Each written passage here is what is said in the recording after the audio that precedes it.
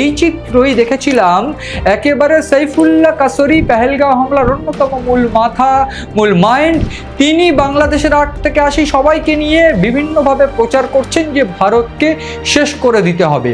এই প্রচার যখন বাংলাদেশের মাটিতে দাঁড়িয়ে করছেন, তাহলে তো বুঝে নিতে হবে যে এই গোটা ছকটা আরও গভীরে, এর শিকড় রয়েছে ইন্টারিম গভর্নমেন্টের মধ্যেও বা অন্তর্বর্তী সরকারের মধ্যেও। ঠিক সেইখানে দাঁড়িয়ে প্রশ্ন উঠছে, অন্তর্বর্তী সরকারের বদান্যতায় পাকিস্তানের আইএসআই ঠাঁই পেয়েছে, অন্তর্বর্তী সরকারের বদান্যতায় কেন অস্ত্রের ভান্ডার তৈরি হবে, এই অস্ত্রের ভান্ডারের টাকা কোথা থেকে আসবে?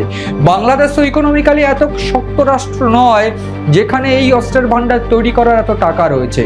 প্রশ্ন উঠছে এইখানে, এবং গোয়েন্দারা ঠিক সেই জায়গায়, সেই অ্যাসপেক্টে জানাচ্ছেন যে তথ্য এবং বিভিন্ন সেন্সিটিভ নেটওয়ার্ক খাটিয়ে তারা বলছেন যে তুরস্কের সঙ্গে বাংলাদেশের কিছু উচ্চ পর্যায়ের যারা সেনাকর্তারা রয়েছেন তারা দেখা করেছিলেন এবং দেখা করে এই প্রস্তাব দিয়েছেন, এবং তুরস্ক এবং পাকিস্তানের ইনভলভমেন্টে, পাকিস্তানের প্রপোজালে তুরস্ক রাজি হয়েছে। এবং সেই সমস্ত দেশগুলো অর্থাৎ তুরস্ক, পাকিস্তান, এবং তারা বিভিন্নভাবে ইনভলভমেন্ট করে একটা ফান্ড দিয়ে বাংলাদেশে এইখানে অস্ত্রের কারখানা তৈরি হচ্ছে। এবং কিন্তু কেন এই নর্থ ইস্ট বরাবর অস্ত্রের কারখানা, এই প্রশ্নই বারবার উঠছে।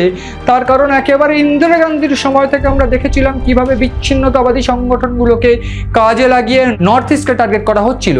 তৎকালীন সময় নর্থ ইস্টকে বাঁচাতে ভারত কিন্তু বাংলাদেশকে স্বাধীন হতে সাহায্য করে। তারপর থেকে সেই সমস্যা দেখা না গেলেও যে সমস্যাটা প্রকট হয়ে দাঁড়িয়েছে এই সময়, ঠিক 24-এর বলা ভালো অগস্টের পর থেকে যে চিত্রটা আমরা দেখেছি, সেই চিত্রটা ঠিক এতটাই অপরিচিত চিত্র ভারত বাংলাদেশের অভ্যন্তরীণ সম্পর্কে। ঠিক যেই জায়গায় দাঁড়িয়ে এই অভ্যন্তরীণ যে সরকার, সেই সরকার এখন বিভিন্নভাবে ভারত বিরুদ্ধাচরণে প্রশ্রয় দিচ্ছে। একদিক থেকে ভারত বিরুদ্ধাচরণে করতে গিয়ে বিভিন্ন পত্রিকার অফিস জ্বালিয়ে দেওয়া, বিভিন্ন মানুষ বা হিন্দুকে জ্বালিয়ে দেওয়া, বা বলা ভালো আমরা সেই চিত্র দেখছিলাম যে বিভিন্নভাবে হিন্দুদের বাড়িঘর ভাঙচুর করা বা ভারতের পতাকা পুড়িয়ে দেওয়া, এই চিত্রগুলো আমরা দেখছিলাম। ভারতের যে হাই কমিশনার অফিস ভাঙচুর করা, সেই চিত্রগুলোকে মাথায় রেখে যদি দেখা যায়, তাহলে এই হাসনাত আবদুল্লাহ যে এনসিপি পার্টির নেতা, যাদের কাঁধে ভর করে ক্ষমতা এসেছিলেন মোহাম্মদ ইউনূস, সেই এনসিপি পার্টির নেতাই তো বলেছিলেন যে 7 সিস্টার্সকে আমরা দখল করে নেব, 7 সিস্টার্সকে টার্গেট করব আমরা বিচ্ছিন্নতাবাদী সংগঠনের মাধ্যমগুলোকে দিয়ে। ঠিক সেই জায়গায় এই বিচ্ছিন্নতাবাদী সংগঠনগুলোকে কোথাও গিয়ে অস্ত্রের যোগান দেওয়ার জন্যই কি চট্টগ্রামে, ঠিক ভারতের উত্তর পূর্ব সীমানা বরাবর যে রাজ্য, সেই জায়গায় এই অস্ত্রের কারখানা তৈরি করা হচ্ছে? এই প্রশ্ন উঠছে।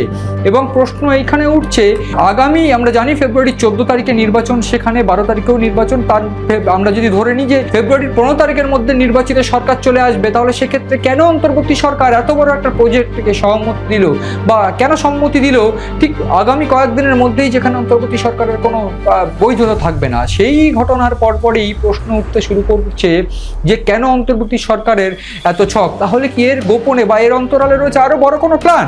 তাহলে কি নির্বাচন হয়তো বাংলাদেশে হবে না? এই ছক কষে অন্তর্বর্তী সরকার, ঠিক নির্বাচন না হলেই তো তাদের গদি ধরে রাখা আরো সহজ হবে।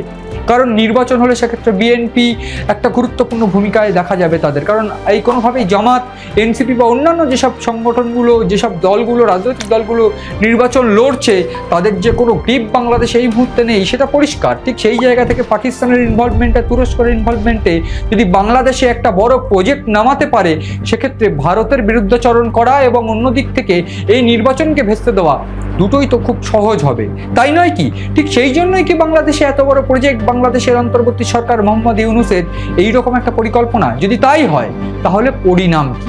বা বলা ভালো, ভারত কি চুপ করে বসে থাকবে? উত্তর একেবারে নয়। তার কারণ আমরা দেখেছিলাম ঠিক ইন্দিরা গান্ধীর সময় থেকেও ভারত ডিপ্লোম্যাটিক চালে কিভাবে বাংলাদেশকে স্বাধীন করে নিজেদের গ্রিপ শক্ত করে রেখেছিল।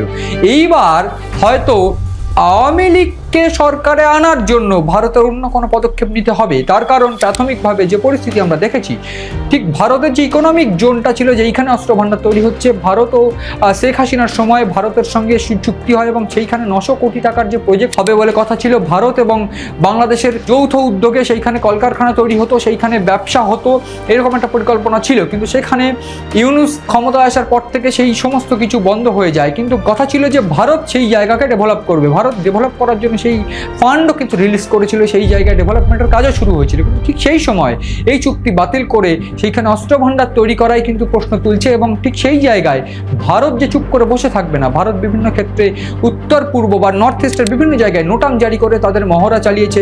ফলে সেই জায়গায় অপারেশন গাজিরাজের মতন আমরা অপারেশন দেখেছি, অপারেশন কালীর মতন অপারেশন দেখেছি। ঠিক সেইখানেই বলতে হবে যে ভারত কিন্তু চুপ করে যেমন বসে থাকবে না, নর্থ ইস্টকে কিন্তু ভারত খুব গুরুত্বপূর্ণভাবে শক্তিশালীভাবে সাজিয়েছে। এবং ঠিক যেইখানে একেবারে অপারেশন করার জন্য বিভিন্ন রণতরী কিন্তু তারা বা বিভিন্নভাবে কিন্তু ভারত প্রস্তুত রয়েছে।